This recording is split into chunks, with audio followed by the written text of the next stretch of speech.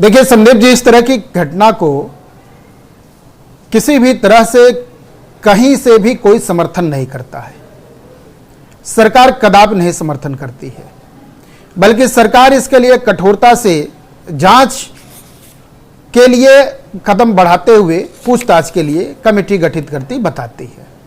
लेकिन आप उस उत्तर प्रदेश को याद करिए संदीप जी, जो हमें विरासत में मिला था। ओहो, आप उस उत्तर प्रदेश को याद करेंगे। पाठ कब खत्म होगा? ये सुंदरकांड कब खत्म होगा? 9 साल हो गए आपको राज करते हुए। मैं उसी पर आ रहा हूं,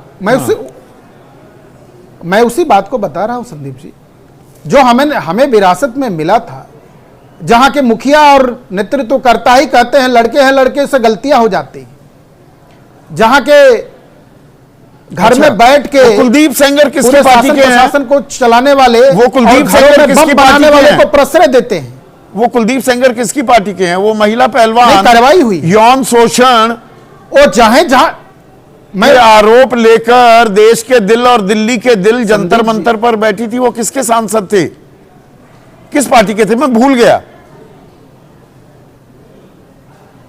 मैं तो यही आपको बता रहा हूं। अच्छा, याद दिला रहे हैं। तो मैं बता रहा हूं। अच्छा, ब्रजभूषण शरण सिंह जितने भी अच्छा होगा, मैं 2 साल पहले 2024 में वो समाजवादी पार्टी में थे। संदीप जी, चाहे जो भी व्यक्ति है, किसी भी रसूख का हो, किसी भी परिवार का हो, किसी भी जात धर्म का हो, किसी भी पार्टी विशेष का हो, या चाहे जिस जैसा हो, उत्तर प्रदेश में यदि वो कानून को हाथ में लेगा तो या तो जेल में जाता है या तो उत्तर प्रदेश आम आदमी कानून को हाथ में ले रहे थे। न्याय की एसएसपी ने, अविनाश पांडे, इन सिंघम ने कानून हाथ में नहीं लिया। एक बार ये बयान पीसीआर फिर से सुनाना जरा। खाली करिए सड़क, किसी के पिताजी की रोड नहीं है। जरा एक बार मैं चाहता हूं दर्शक फिर से सुने, और आप भी सुनिएगा प्रोफेसर साहब। हाँ, रोड किसी के पिताजी की रोड नहीं है, मजाक बना के छोड़ दिया, पूरी रोड गंदी कर।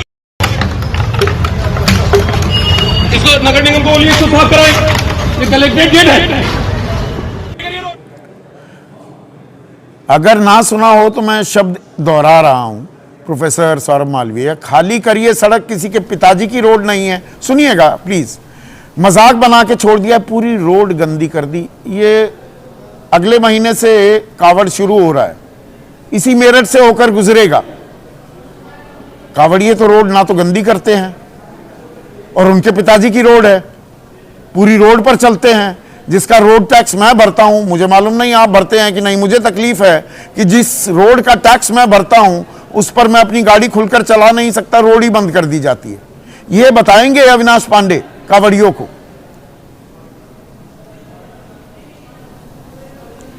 संदीप जी, जिसकी जिम्मेदारी जिले की, जिसकी जिम्मेदारी अपनी कमिश्नरी की, जिस पुलिस ऑफिसर को होती है, उसके पास इंटेलिजेंस होती है, आईबी होती है, तमाम रिपोर्ट्स होते हैं, लॉ एंड ऑर्डर को कैसे चलाना है, किस तरह संचालित करना है, क्या करना है, और आने वाले दिनों की क्या संभावना है। वर्तमान में जो हो रहा है, बिल्कुल ठीक कह रहे हैं, ये प्रदर्शनकारियों के पिताजी की रोड नहीं है, तो जो कावड़ लेकर निकलेंगे उनके पिताजी की रोड है। सुन लीजिए, रोड खाली होगी ना, फिर अविनाश पांडे खाली करवाएंगे ना, गंदी होने देंगे रोड। सुन लीजिए। अच्छा, सुनता हूं। सुन लीजिए, सुनेंगे तो बात बताएंगे। हाँ।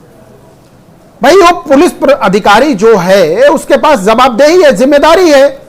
वो संविधान की शपथ लेकर वह अपनी वर्दी को जब करता है, धारण करता है, तो संविधान को धारण करता है वो। अच्छा। वो राजनीति से प्रभावित नहीं है। अच्छा। वो न्याय के लिए काम करता है। अच्छा। तो न्याय के काम में प्रशासन को न्याय का काम है। एक आदमी को हिरासत में ले लिया, उसे आरोपी बनाया गया है, और वैन में पुलिस वाले आते हैं और इंस्टेंट जस्टिस वहां थपड़ाते हैं जैसे कोई फिल्म चल रही हो। कानून इस फिल्मी अंदाज की इजाजत देता है? कौन सा कानून देता है? मैं शायद जानता नहीं कानून को, थोड़ा मेरे ज्ञानवर्धन कीजिए। देखिए संदीप जी, किसी भी प्रकार से, किसी भी तरह से अमानवीय व्यवहार, चाहे किसी भी सरकार से जुड़े हुए या ऑफिसर्स हैं, वो योगी सरकार में उसको लिए जगह नहीं है। अमानवीय व्यवहार के लिए कोई जगह नहीं है। अच्छा, न्याय होगा, सरकार न्याय करता है। अमानवीय व्यवहार, अत्याचार लेकर जो निकलते हैं और 52 दिन जुम्मा होता है, एक दिन होली है, उनका 2025 में प्रमोशन हुआ, अनु चौधरी नाम है, सीओ संबल। गदा लेकर कौन सा कानून कोई खाकी पहनकर आपको गदा लेकर चलने की इजाजत देता है? बताइए मुझे। गदा लेके अपराध है। प्रोफेसर साहब, आप नादान नहीं हैं, आप बहुत पढ़े लिखे इंसान हैं। आप